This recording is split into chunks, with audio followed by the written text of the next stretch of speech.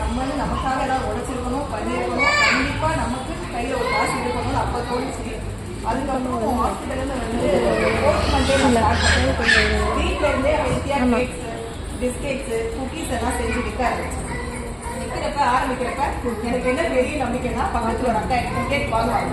அந்த அக்கா ஒருத்தர் வாங்கினா போதும், மாசம் ஒரு 500 ரூபாய் கிடைச்சா போதும் அப்படின்னு ஆரம்பிச்சுன்னா ஆரம்பிக்கிறப்ப பெரிய ஹோப் இல்லை. மாசம் ஒரு 500 ரூபாய் எனக்கு ஒன்று வந்தா சார் என் கிளாஸ்ல நான் இங்கே தான் என் பசங்களுக்கு கூட்டிட்டு போகலாம் அப்படின்னு ஆரம்பிச்சா விடவே இல்லை. எங்கேயும் விட்டுறக்கூடாது. பசங்க உடம்பு சரியில்லாம போனாலும் சரி, எனக்கு உடம்பு சரியில்லாம போனாலும் சரி, என்னோட ஹார்ட் ஒர்க்கை மட்டும் விட்டுறவே கூடாது அப்படின்னு சொல்லி தொடர்ந்து போயிட்டே இருந்தேன். 1 year ஆச்சு நான் ஆரம்பிச்சு. இது வரைக்கும் நான் 200 orders கம்ப்ளீட் பண்ணியிருக்கேன். யாருன்னா யாரும் தெரியாதவங்களாம் இல்லை, என் ஃபேமிலி மெம்பர்ஸ், என்னோட தெரிஞ்சவங்க, ஃப்ரெண்ட்ஸ், பக்கத்து வீட்டுக்காரங்க, ஏற்றி வீட்டுக்காரங்க இப்படி வாங்கினவங்க. ஏன்னா நான் ப்ராடக்ட் வந்து குவாலிட்டியாக கொடுத்தேன். நம்ம மக்கள் என்ன எதிர்பார்க்குறாங்கன்னா குவாலிட்டியான பொருள் கொடுத்தா போதும், கண்டிப்பாக யாராக இருந்தாலும் வாங்குவாங்க. இப்போ வீட்டிலலாம் வருதுல்ல, பக்கத்து வீட்டுக்காரங்க வாங்க மாட்டாங்க, தெரிஞ்சவங்கலாம் வாங்க மாட்டாங்க அப்படிலாம் சொல்லி கலாச்சாரம் போடுறாங்க. நிஜமா அது கிடையவே கிடையாது. நம்ம குவாலிட்டியான பொருள் கொடுத்தோம்னா, நம்ம தைரியமாக பண்ணோம்னா யாருனாலும் வாங்குவாங்க, கண்டிப்பாக வாங்குவாங்க. ஏன்னா நம்ம குவாலிட்டி தான் நம்ம பேசணும், வேறு எதுவுமே பேசாது. நம்ம பொருளோட குவாலிட்டியை நம்ம பேசணும். நம்மக்கிட்ட வாங்கி பழகிட்டாங்கன்னா கண்டிப்பாக எப்பவுமே நம்மக்கிட்ட வாங்குவாங்க. அது ஒன்று தான் எனக்கு இன்னைக்கு வரைக்கும் அந்த ஜேர்னியை கண்டினியூ பண்ணுறதுக்கான ஒரு வாய்ப்பு வந்து ஹார்ட் ஒர்க்கும் எங்கள் ப்ராடக்ட் குவாலிட்டி மட்டும்தான். குவாலிட்டிங்கிறது குவாலிட்டி மட்டும் கொடுத்தா பத்தாது, டைமிங் வேணும், கரெக்டான டைம் டெலிவரி பண்ணணும், நம்ம சொன்னோன்னா அது டேட்டுக்கு முடிக்கணும், நம்ம வந்து பேசுகிற விதம் இருக்குது, இது எல்லாமே கற்றுக்கலாம். எப்படின்னா நம்ம ஆரம்பிக்கும் போது நமக்கு தெரியாது, கண்டிப்பாக பயப்படுவோம், பேச வராது, நம்ம வீட்டுக்குள்ளேயே இருந்திருக்கோம், நம்ம குழந்தைகளை மட்டும் பார்த்துருக்கோம், நமக்கு அதை தான் பேசலாம், பழகிட்ட பேசி பழக்கம் இல்லை, அதனால நமக்கு பேச வராது, கஷ்டமாக தான் இருக்கும். பட் நம்ம ஒரு விஷயத்தை தாண்டி வரோம்ல, 4 பேர்கிட்ட பேச கற்றுக்கணும். அதுக்கப்புறம் ஒருத்தருக்கு வெளியாகிறது எப்படி பேசுறது எல்லாமே பிஸ்னஸ் பண்ணதான் எடுத்த உடனே வராது. கண்டிப்பாக தப்பு பண்ணுவோம். தப்பு பண்ணுறப்ப அது வந்து ஒரு லட்சம் நம்ம என்ன கற்றுக்கிட்டோம் அப்படிங்கிறது மட்டும் தான் நம்ம ஞாபகம் வச்சுக்கணும். அதுலேருந்து நம்ம குறிச்சு கரெக்டாக போயிட்டோம்னா கண்டிப்பாக வீட்டில் எல்லா பிஸ்னஸும் பண்ணலாம். இப்போ எல்லாரும் வீட்டில் நல்லா சமைப்பீங்க இல்லையா? கண்டிப்பாக நல்லா சமைப்பீங்க. ஒருத்தர் நல்லா ஒரு இட்லி பொடியாக இருப்பீங்க, நல்லா ஒரு மிளகாப்பொடியாக இருப்பீங்க. ஆனால் வீட்டில் போய் யாருக்கு தெரியுங்களா? யாரும் பெரும் பேசவே மாட்டாங்க. வீட்டில் யாராவது சொல்லுவாங்களா நீ நல்லா சமைச்சமா அப்படின்னு சொல்ல போறீங்களா? கிடையவே கிடையாது. அதுவே நம்ம வாங்கி ஒரு பொருளை நம்ம விற்கிறோம்னு வச்சுக்கோங்களேன், கண்டிப்பாக கஸ்டமர் நல்லா இருந்தால் அவ்வளோ ரிவ்யூ கொடுப்பாங்க. நான் சமைச்சிருக்கேன், 8 வருஷமா சமைக்கிறேன், ஒரு நாள் யாரும் என்கிட்ட வந்து நல்லா இருக்குன்னு சொல்லவே கிடையாது. அதனால நான் பிஸ்னஸ் ஆரம்பிக்கிறப்ப எனக்கு பெரிய பயம் இருந்தது. நம்ம சமைக்கிறதே ஒருத்தர் நல்லா இல்லைன்னு சொல்லலை, நல்லா இருக்குன்னு சொல்லலை, இது எங்கே சாப்பிட்டுட்டு எல்லாம் நல்லா இருக்குன்னு சொல்ல போறாங்க அப்படின்னு ஒரு பயத்திலேயே ஆரம்பிச்சு ஃபர்ஸ்ட் ஆர்டர். ஆனால் அன்றைக்கி அவங்க சாப்பிட்டுட்டு அன்றைக்கி அவங்க ரிவ்யூ கொடுத்தாங்க. எனக்கு ஒரு பேராகிராஃபாக அனுப்பியிருந்தாங்க, உங்களோட ப்ராடக்ட் எப்படி இருக்குன்னு சொல்லிட்டு. என்னோட ப்ரௌனி செஞ்சு கொடுத்தேன். அவங்க அப்படி ஒரு பெரிய பாராட்டு பறந்தாங்க. அது எனக்கு போதை மாதிரி ஆயிடுச்சு. 3 வருஷமா 8 வருஷத்துக்கு உழைச்சி யாருக்காக உழைச்சோம், யாரும் நம்ம புகழ்ந்து பேசலை. ஆனால் நமக்காக நம்மளே வீட்டிலேருந்து ஒரு பிஸ்னஸ் பண்ணி அதுலேருந்து காசும் பார்த்தாச்சு, ஒரு பாராட்டு கிடைச்சி எவ்வளோ பெண்களுக்கு வர என்ன வேணும்ல. அதனால அதை கண்டினியூ பண்ணணும்னு அன்னைக்கு எனக்கு தோணுச்சு. இன்னைக்கு வரைக்கும் அதை நான் பண்ணிக்கிட்டு இருக்கேன். நமக்குலாம் தோணும் டைம் இல்லை கண்டிப்பாக சொல்லுவோம். நானும் அதை சொல்லிட்டு இருந்தேன் ஆள் தான். ஆனால் ஒரு யோசிங்களேன், நம்ம நாட்டில் யாருக்காக நமக்காக உழைக்கணுமா? கிடையாது. நம்ம குடும்பத்துக்காக, நம்ம பசங்களுக்காக உழைக்கணும். நாளைக்கு கண்டிப்பாக நம்ம பசங்க என்ன சொல்லணும்னா, என் அம்மா உழைச்சா, என் அம்மா கஷ்டப்பட்டா, என் அம்மா மாதிரி நானும் வருவேன் அப்படின்னு நம்ம பசங்க கண்டிப்பாக சொல்லணும். நம்ம வீட்டில் என்னன்னா எல்லா அம்மா பண்ணதானே நீயும் பண்ண, நீ என்ன சும்மா தானே இருந்த அப்படின்னு கண்டிப்பாக நம்ம பசங்க கேட்கணும். என் பொண்ணு கேட்கலாம், நீங்க சும்மா தானே இருந்த அப்படின்னு சொல்லிட்டு. அதனால அந்த மாதிரி வாய்ப்பை மட்டும் பசங்களுக்கு வழங்கிறாரு. நம்ம யாருன்னு கேட்டா நம்ம பின்னாடி நம்ம பேரையோ நமக்குள்ள பேரையோ சொல்லக்கூடாது. நான் யாருன்னு கேட்டா என் பின்னாடி என் பிராண்ட் பேசணும், நான் என்ன பண்றேன் என் பொருள் பேசணும். அப்புறம் அடையாளத்தை உருவாக்குங்க. ஆம்பளைங்க மட்டும்தான் உருவாக்கணுமா? கண்டிப்பா கிடையாது. பெண்களும் உருவாக்கணும், கண்டிப்பா உருவாக்கணும். அப்பதான் நம்ம குழந்தைங்களும் மாறுவாங்க, அடுத்த ஜெனரேஷனும் மாறும்.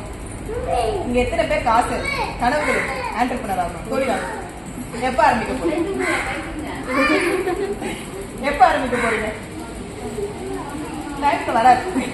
டைம் வரவே வராது. நல்ல நாள் பார்த்து ராசி பார்த்து நிஜமா நடக்காது. இன்னைக்கு ஆரம்பிச்சிடும்.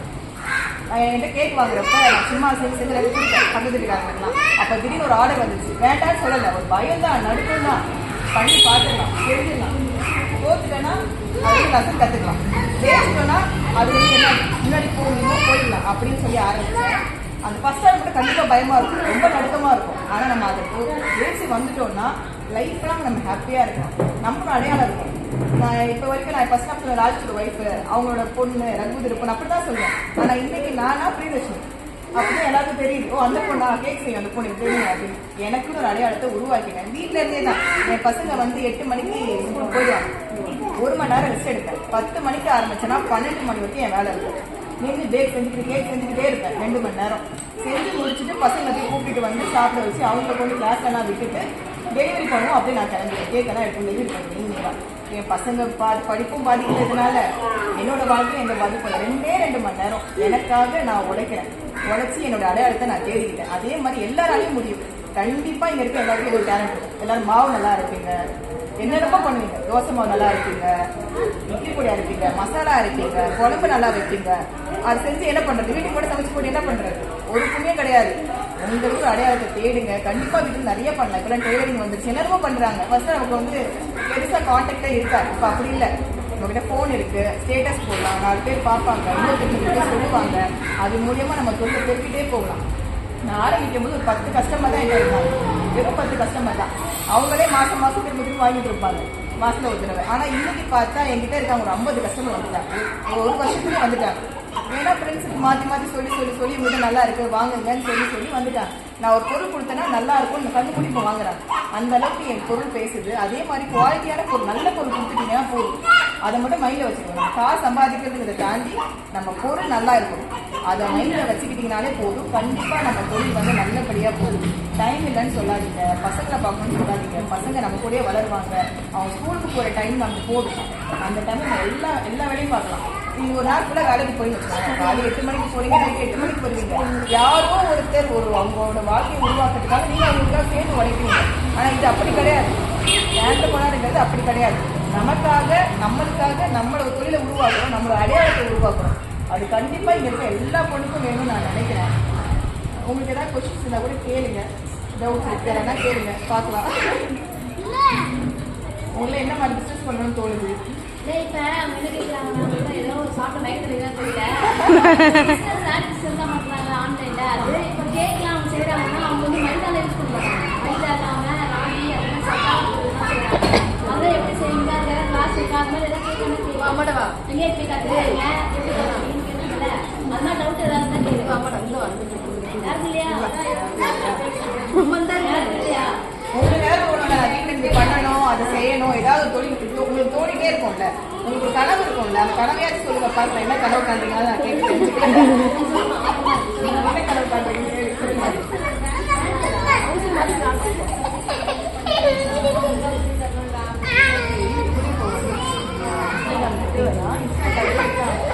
அவங்க எப்படி மந்த்லி பே பண்ணுறோம், அவங்க 1 hour கற்றுக்கலாம். கற்றுட்டு மாலை கிளாஸ் எடுக்கலாம்.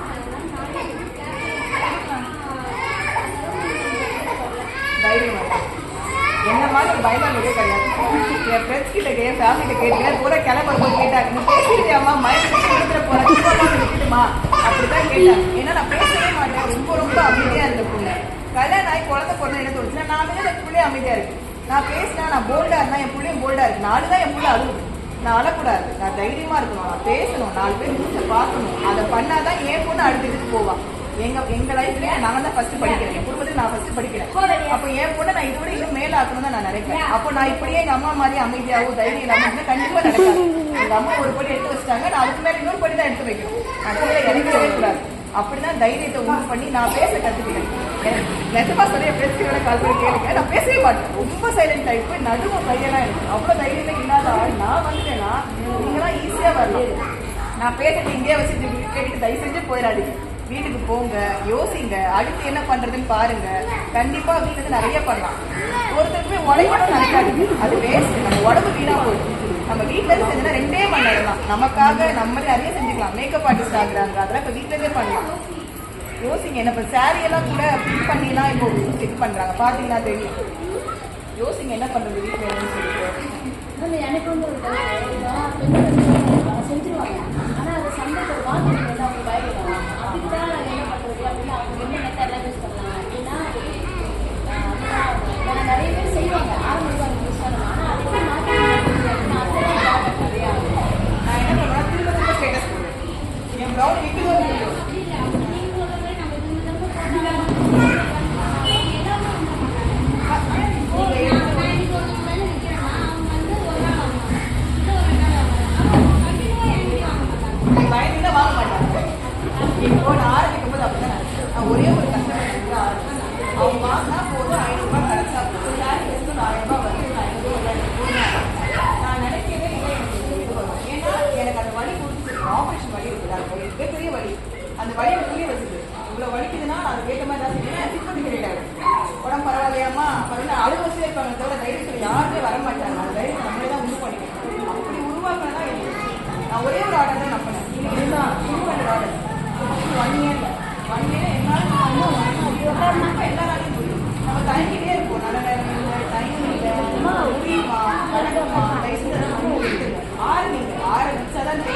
நீ ஃபோன் வாங்கு.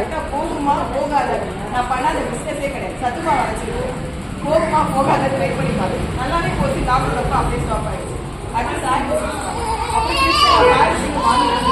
நாலு பிசினஸ் பண்ணி எனக்கு 2 பிசினஸ் கிளிக் ஆச்சு. இதுல நஷ்டம் என்னன்னு கேட்குறேன். நஷ்டமே கிடையாது.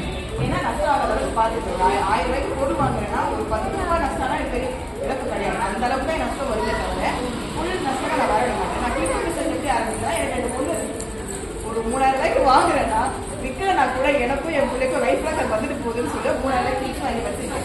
1000 ரூபாய்க்கு வச்சுச்சு 2000 ரூபாய் ஸ்டாக் இன்னும் இருக்கு என்கிட்ட. அப்ப புரியுது டிப்ஸ் எனக்கு சுத்தி இருக்கவங்களுக்கு இந்த ப்ராடக்ட் தேவைப்படல. எனக்கு அப்ப என் சுத்தி நீங்க என்ன தேவைப்படுதோ அதை மட்டும் வித்தா போதுன்னா ப்ரௌனியும் சாரியும் நான் வித்துட்டு இருக்கேன்.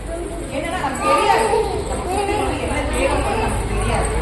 ஆரம்பிச்சாதான் தெரியும். ஆரம்பிக்கவே பயந்தீங்கன்னா கண்டிப்பா வந்து ஆர்டிஸ்ட் போகவே யாரோட பொண்ணு அம்மா பொண்ணு அப்படின்னு கண்டிப்பா இருக்கக்கூடாது. நமக்கு ஒரு அடையாளம் தெரியும். என் பேரை சொல்லி என் முன்னாடி என் பிராண்ட் ஒரு பேர் சொல்லுவேன். நான் என் பிள்ளைக்காக உழைச்சேன். பிள்ளை போயிடும். அது வந்து கிளம்பி போயிடும். முடிச்சிடும். எந்த நாள் வச்சு நம்ம புகழ் பேசுவோம். நமக்கு ஒரு அடையாளம் வேணும். நமக்காக நம்ம உழைக்கிறோம். வீட்டுக்காக உழைக்கிறோம். காலையில முடிச்சு நைட்டு வரைக்கும் வீட்டுக்காக உழைக்கிறோம். நமக்காக என்ன பண்ணுறோம்? ஒண்ணுமே கிடையாது. தலை வர டைம் இருக்கும். சாப்பிட டைம் இருக்காது. ஆனா நம்ம பிஸ்னஸ்க்காக உழைக்கிறோம். 2 மணி நேரம் தான் நான் உழைக்கிறேன். நீங்களும் உழைக்க கண்டிப்பா நடக்கும். ஆரம்பிச்சு பயப்படாது. பயந்தா கண்டிப்பா இருக்காது. ஒரு ஆர்டர் கம்மி ஆரம்பிக்கும். பக்கத்துல வந்து வாங்குறாங்க பரவாயில்ல ஆரம்பிப்போம் ஆரம்பிங்க. கண்டிப்பா குவாலிட்டி நல்லா இருக்கும். வாங்கிட்டே இருப்பாங்க. வேற ஏதாவது கேட்கணும்னா கேளுங்க. வேற எந்த மாதிரி ஆசைகள் வச்சுக்கீங்கன்னு பார்க்கலாம்.